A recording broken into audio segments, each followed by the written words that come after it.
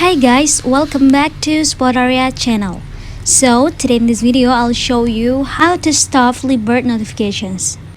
But guys, before you continue this video, I hope you like, comment and subscribe to support this channel, and don't forget to hit the notifications bell.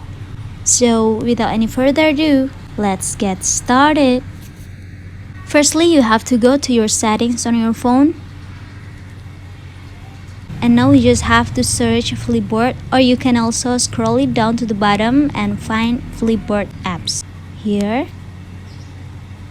And in this Flipboard page, you will see the notifications option, and now you just have to tap on it.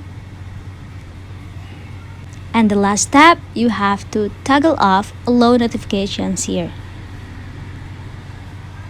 So yeah guys, now your notification from Flipboard is already off. Well guys, just it from me. Thanks for watching this video. I hope this video will helpful. Don't forget to leave your comment in the column below. I'll see you soon on the next one, and good luck.